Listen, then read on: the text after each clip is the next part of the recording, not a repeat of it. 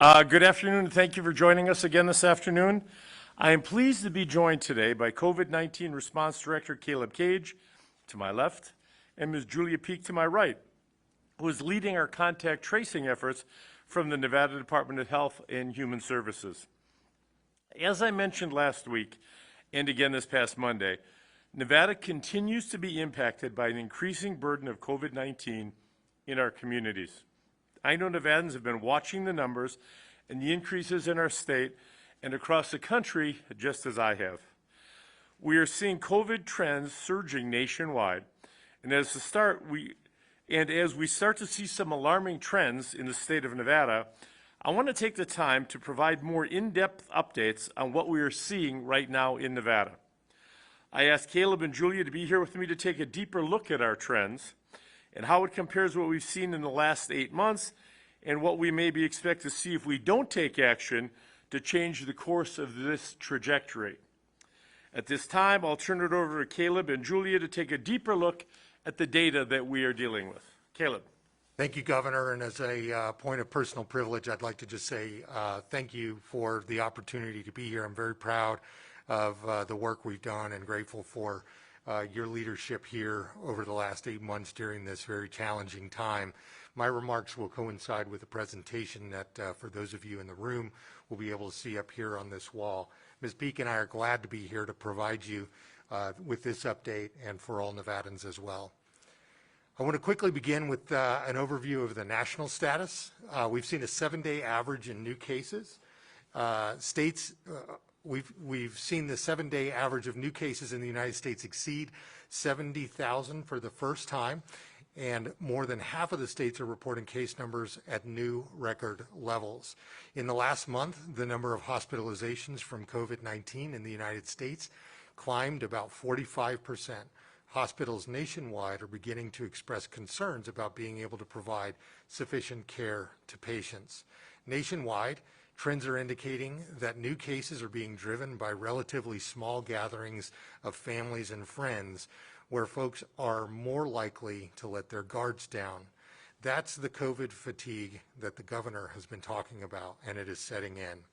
As the governor mentioned on Monday, vaccines are in development, but we're not sure when they will be available to the wider public. As this data from the White House report shows, cases per 100,000 3 months ago, 2 months ago, and 1 month ago. As you can see, 3 months ago, we had a few areas of concern, but about a month ago, Nevada was doing pretty well. This graphic shows the data from last week. As you can see, we're seeing alarming trends in new cases in Nevada and across the United States. In this week's White House situation report for Nevada, we are again in the red zone. We're the 22nd highest state reporting more than 100 new cases per 100,000 residents. 71% of our counties have moderate or high levels of community transmission according to the White House, and 24% of our counties are deemed in the red zone. That's based on the total number of known cases and high test positivity rates. That suggests that there may be even more cases than currently estimated or found through testing and contact tracing. That means, without a doubt, that we have community spread in the state of Nevada. Here's our latest reporting. On this slide, here's our latest reporting from the Department of Health and Human Services. This is a snapshot of the data we posted earlier today. There were 571 new cases identified yesterday. Of those, 322, or 56.4%, were in Clark County, 189, or 33.1%, were in Washoe County, and 60 cases, or 10.5%, were in the remainder of the state. There were 10 new reported deaths, 7,248 reported tests, and the 14-day test positivity rate is at 10.1%. For the most recent 7-day period, cases are growing at a rate of 0.8%, or 774 new cases per day. For some additional context, when the governor had a press conference last Tuesday, just 8 days ago, we were seeing 666 new cases a day. We are trending upward. As you can see on this slide, here's our testing data. As a reminder, we are working to meet a CDC goal of testing a minimum of 2% of Nevada's population per month, which would break down to about 2,200 tests per day, which we are meeting. In terms of cases from testing, we find cases of COVID-19, as you all know.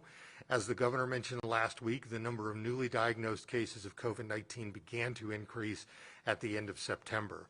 We are seeing an infection rate above 1, which means the outbreak will continue to spread unless there are changes in our behavior to help mitigate that spread. The 14-day test positivity rate has climbed to almost 10%. Regarding hospitalizations, as we have seen in Nevada and across the country with previous waves or surges, an increase in cases almost always leads to an increase in hospitalization 2 or 3 weeks later. You can see that here. We saw an uptick in cases in July, and you can see hospitalizations climb in the state in August. Now for mortality. And unfortunately, we know from our experience that after cases surges come from hospitalizations, and then unfortunately deaths can occur. Again, you can see that phenomenon here from the summer. After cases and hospitalizations increased, you can see corresponding an increase in deaths for some individuals. It's all tied together. We do know that our hospitals have learned a lot in the last 8 months about caring for and treating COVID-19, but that's not through luck. That's through the hard work of our medical professionals each and every day to provide the highest levels of care. We don't want to end up like other states across the nation who are on the brink of implementing crisis standards of care measures. That means hospitals are rationing their resources and making evaluations of patients who have a better chance of survival, and that's where they are dedicating their resources. Crisis standards of care means gurneys in hallways. It means 0 visitors for loved ones. It means nurses and professionals struggling to find enough PPE to use. Nevada is not actively implementing crisis standards of care, and we want to ensure that it stays that way. I'm going to turn it over to Ms. Peak for a few minutes to talk about the status of our disease investigation and talk about what we are seeing in counties in Nevada at this time. Thank you, Caleb. At this time, Nevada has found about 25% of the COVID-19 cases through contact tracing. That means there are positive cases out there we are not catching through contact tracing, which is an indicator of community spread. That's part of the reason we implemented and have been encouraging Nevadans to download and use the COVID Trace app. It helps supplement our traditional disease investigation efforts. At this time, we have surge staffing in place to help our contact tracing efforts, but those levels would drop down when the coronavirus relief funds expire at the end of the year. We do have grant money through the Department of Health and Human Services that will supplement these efforts, but we will be losing a good amount of staffing come the end of the year. On this next slide, we look at county data. I wanted to take a minute to break down some of that data and trends we are seeing by the counties. Some of you may be familiar with this graphic. Back in July, we began looking at data from individual counties and using 3 metrics to measure whether counties have an increased risk of transmission of COVID-19.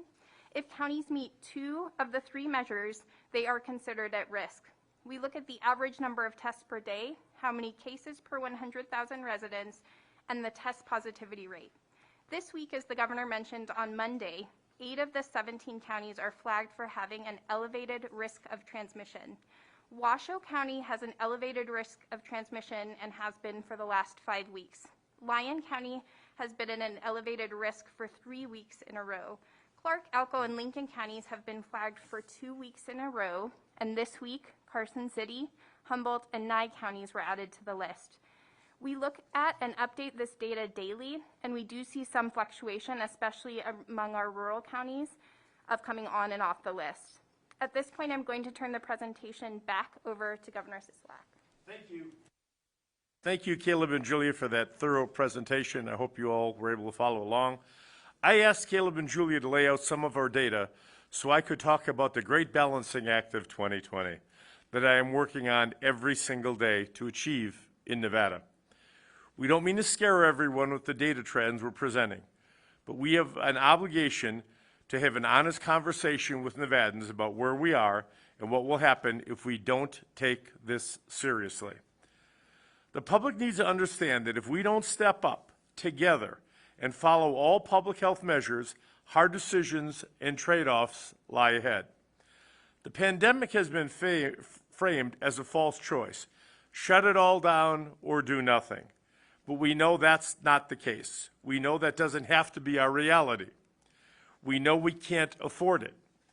We can continue doing our best to balance the health and safety of Nevadans with the need to protect our economy, keep people employed, provide an education to our kids, and more.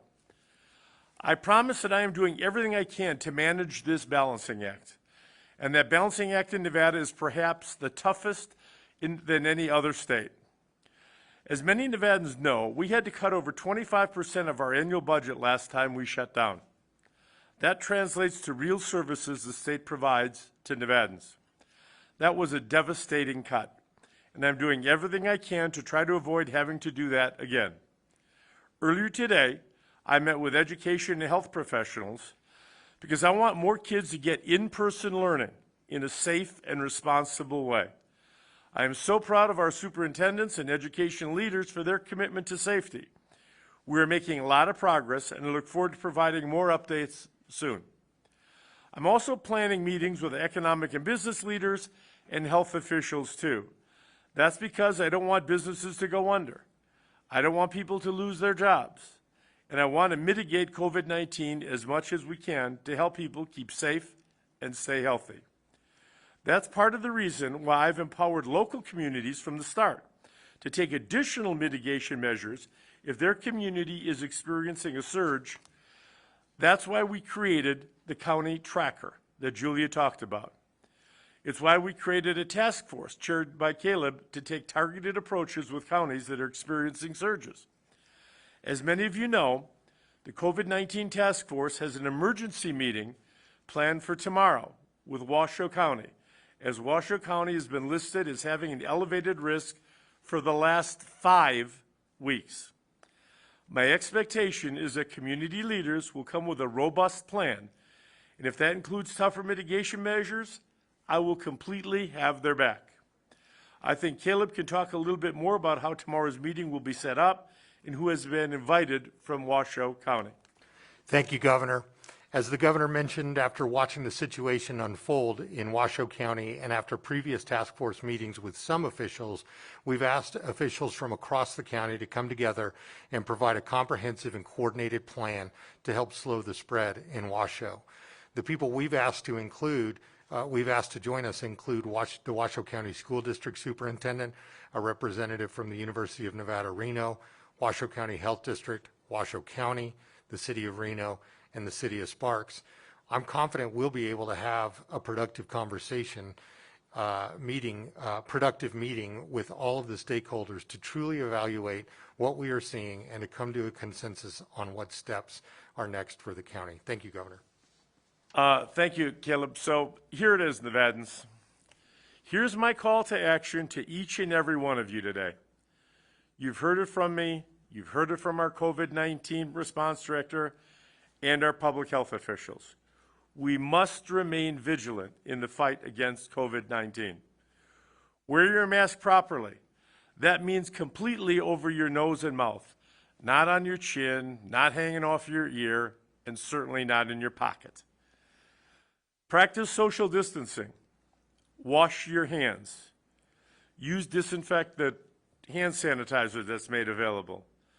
Avoid large crowds. Make sure you're social distancing, especially if you are indoors. Be mindful of your interaction with others. Get a test if you have been exposed to someone who may have COVID-19. Get your flu shot. And before we take questions from the media today, I wanted to go over 2 other important topics. Social service. First, I want to talk about the Nevada Resilience Project. We know people are hurting, and this has been a difficult year. I want to remind all Nevadans that mental and emotional health resources are available. The Nevada Resilience Project, NRP for short, launched earlier this year and has resilience ambassadors located with our trusted community service providers all across the state. The goal is to strengthen our state and project focus on promotion, prevention, and early intervention.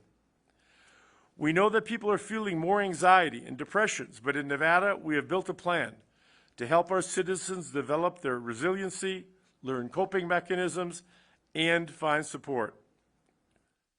Our resilience ambassadors are working on the community level with existing agencies to provide coping strategies and stress management to the communities that they are a part of.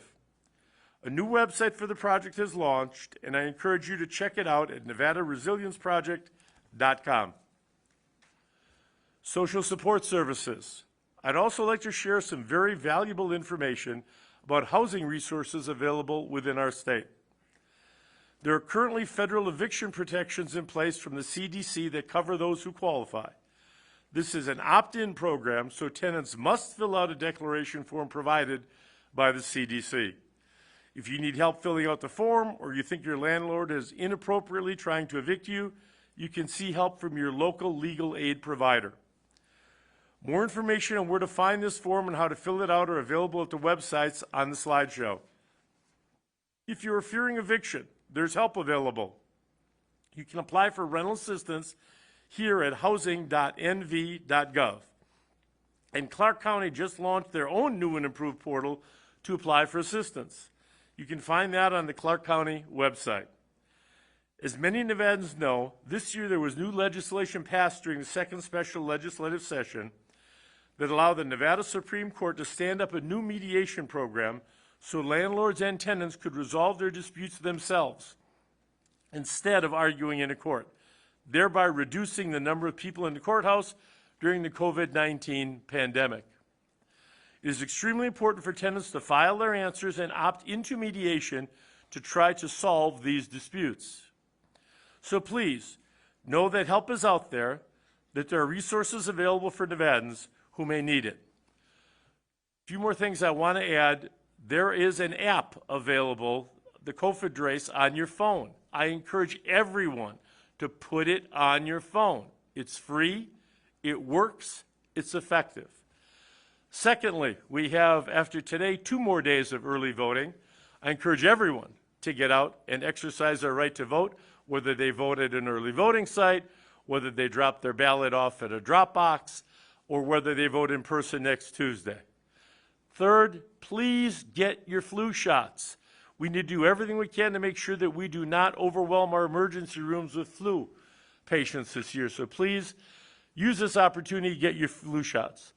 Thank you, everybody, for tuning in, and now we'll be happy to take a few questions.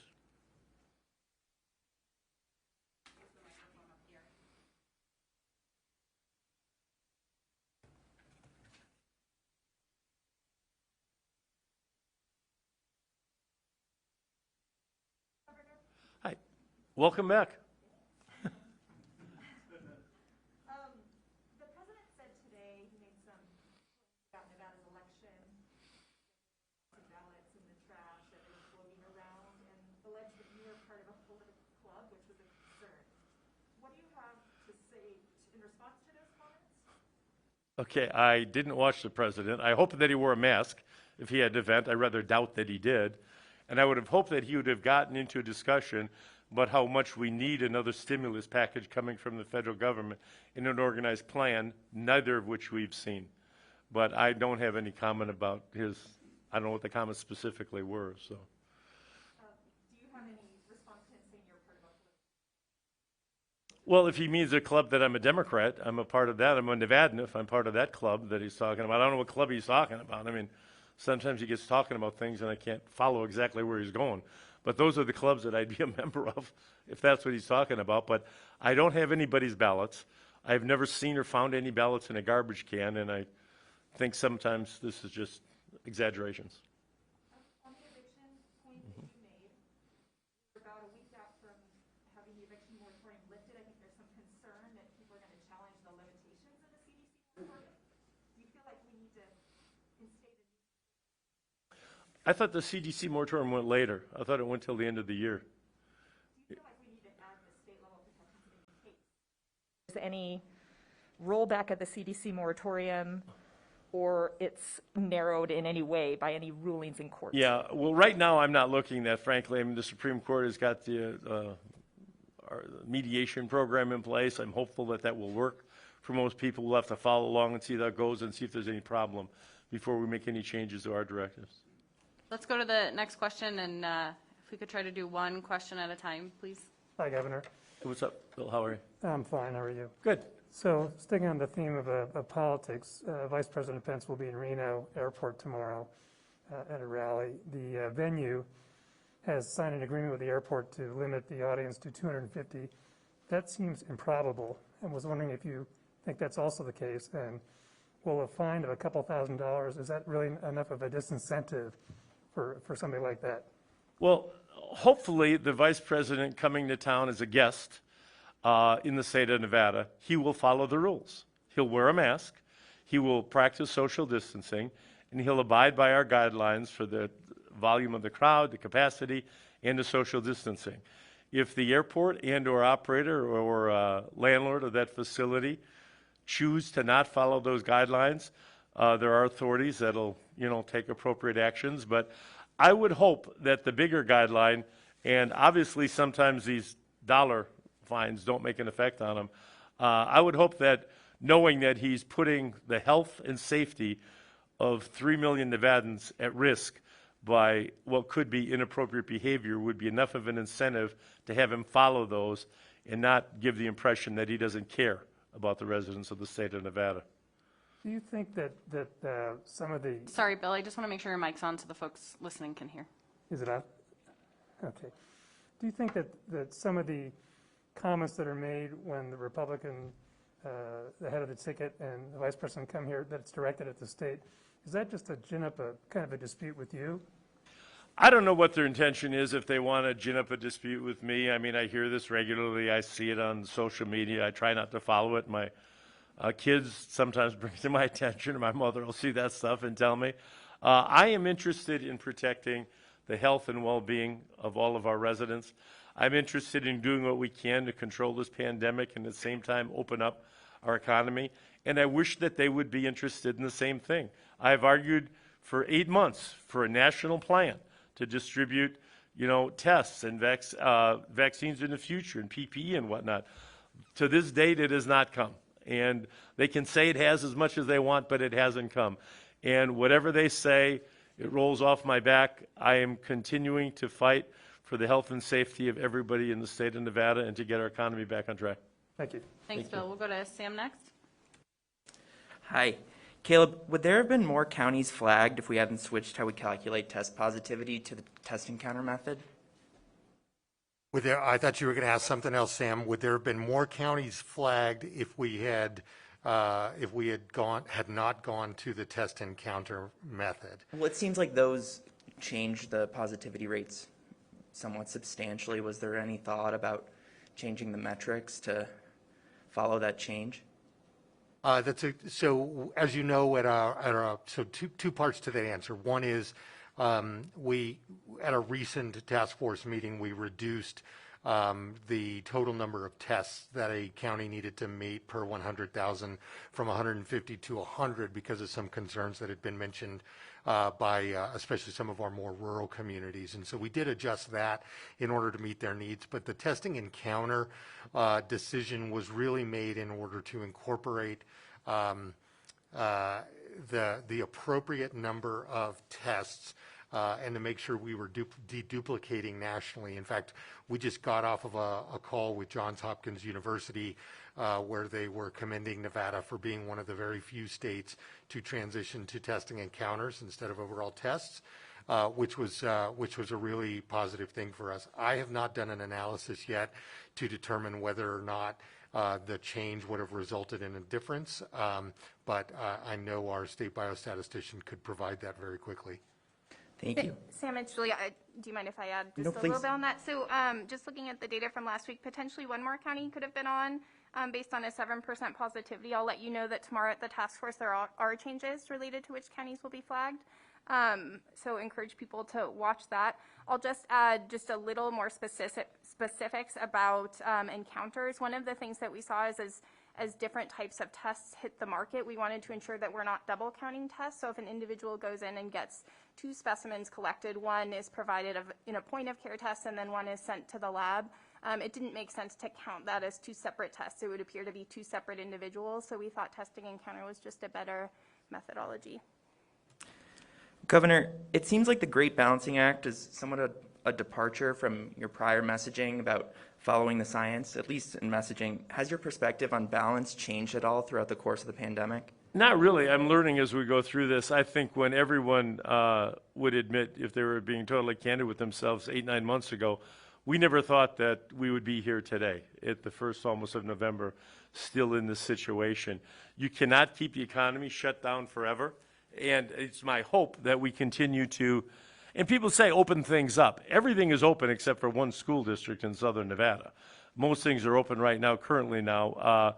What we need to do is to have people make the choice, as I said at the meeting on Monday. If you want to go watch your grandson or your granddaughter play basketball, wear your mask. If you want to be able to go to a concert or a football game, wear your mask. If you want to help create jobs in the state of Nevada so people can support themselves, wear your mask and social distance. It's up to us to determine the direction that we're going to go in. Thank you. May I add to that, Governor? I'd say we absolutely are continuing to follow the science in these decision-making processes. Just last week, Dr. Fauci from the federal government talked about the need to continue to make sure that opportunities to participate in the economy, participate in education, and so on are absolutely essential, and that we do know from science and from experience, as the governor said, we do know exactly what it's going to take in order to stop the spread of this disease, this virus, and if we can implement that collectively, then we can continue to move forward with the economy open and otherwise. Okay, we'll take the last 3 questions that are up there. Mr. Cage, I know going into tomorrow with Washoe County, you do a lot of analyzation. Coming into tomorrow, do you have any idea or some comments on what things you may have kept them in the high-risk classification for the last 5 weeks? Thank you. This is Caleb Cage. If I understand the question correctly, we've had a number of conversations with the health officer, the county manager, and others within Washoe County, a number of them, several of them just today, in fact, regarding that very question. And as they have pointed out a number of times in those conversations, there's no smoking gun source. There's no employer. There's no one organization or one activity that's leading to this. That what they're seeing is generalized community spread within Washoe County right now. Now that means a number of things. First, it means we can, as individuals, as a resident of Washoe County, my family and I can take measures to wear a mask, to make sure we're social distancing, to do all the things that the governor talked about, and I'm very much looking forward to hearing their plan, their collective plan and proposal tomorrow when we meet in the afternoon. Do you believe then, in this case, coming upon this, and governors can go to you as well, that more restrictions are coming for Washoe County? Can you tell that to the residents, or is it still leaving things up in the air? You asking me that question? Yes. I know that the elected officials in Washoe County care about those residents as much as I do. We made it clear at the beginning, we gave them authority, and they had authority to ask to loosen things up or to have some more stringent regulations in place. 5 weeks is a long time to be on that list, and I am confident that they will come forward with a plan to help reduce these positivities moving forward. They'll come up with something that'll work. So you do believe more restrictions are coming? I believe that they will come up with a plan, whatever that might be, to make sure that we can somewhat reduce this spread of the disease, yeah. Thank you. Again, that task force meeting is tomorrow at 1 p.m. So we'll do I the think last you- 2 questions. I think you may have just answered my question, but your expectation is in that meeting in Washoe County with the school district and the university and the local officials, you expect them to come up with a plan tomorrow. I certainly do. How will that be announced? Will it be announced individually by those entities? Will it be announced through you, or? Well, I'll leave that to Caleb and Julia. They're going to handle the meeting tomorrow, but I would assume that they will come and give presentations and say, we're going to do A, B, C, D, that we hope will help reduce the spread. But I don't know, Caleb, you want to? Yes, Governor, that's exactly right. And I know they're actually meeting right now, and among the various jurisdictions to finalize that plan. And we look forward to getting that later this evening. Is there an approval process that they have to, I mean, you have to clear the plan, or? So according to the Road to Recovery framework that we put together earlier this year, they'll present that to the task force, which is made up of a number of entities at the state and local level. We will either approve the plan, we will modify the plan, or we will deny the plan tomorrow at that meeting. Okay, thank you. Yes, sir. Thanks. We'll do last question, I think, Zach. Thanks for taking the question, guys. There's been a repeated narrative at the last couple debates from President Trump and also campaigns here locally that we're on the mend, things are wrapping up, the virus seems to be in a good direction. You, the medical professionals here in the state of Nevada, for residents that are watching these debates and attending these rallies, are we on the mend? As the medical leaders here, is this a narrative that is true from the eyes of science? Before we let the medical professionals go, and I want them to follow up, we are not rounding the corner. I don't care who says it, we are not rounding the corner. You can see from the slides, our cases are going up. Anyone that says to the contrary is just not telling the truth. No, anyone who says the contrary is lying. They're trying to intentionally deceive people and have them let their guard down. We cannot let that happen. We need to be more vigilant than ever to step up everything that we did. The choice is ours. As I said, you want to go to your kid's football game, or you want to go out with your buddies and play basketball. We can do those things if everybody would just follow the regulations, the protocols that we've put in place. If you don't want to follow them, we're not going to be able to do more things. But listening to somebody with their hyperbole or their philosophical ideas or frankly their lies isn't going to change the fact that across this country, the spread of COVID, the cases are increasing. You can look at any show and see that that's the case. Somebody telling you it's not so doesn't make it not so. So I'll leave that to Caleb and Julia. Julie, would you like to go ahead, or you want me to? Okay, I couldn't agree with the governor more. We are, as I said in my remarks, we are experiencing a 7-day average nationally of over 70,000 cases. Our situation here in the state of Nevada parallels that from a local perspective as well. And as we laid out in our remarks, when we see cases, we know that within 2 to 3 weeks we're going to see hospitalization, and within 2 to 3 weeks after that we're going to see deaths. So that is the trajectory for a typical for a number of the COVID positive patients here in the state. What I'd add to that is that narrative is exactly that. It's only a narrative. It does not reflect the truth or the reality that we're experiencing in this country or around the world at this time. And I would say that narrative is deeply disrespectful to our healthcare workers who are on the front lines dealing with this every day and who want to go home and see their partners, significant others, and their children, to our teachers who are trying to make sure that they're having meaningful opportunities to educate their children, and to everybody else who's working extremely hard to keep this economy open. Agree with both of those comments. I'd say that in public health, we're incorporating COVID into our forever response. There won't be an end to COVID. Hopefully vaccine will get it to levels that we can control.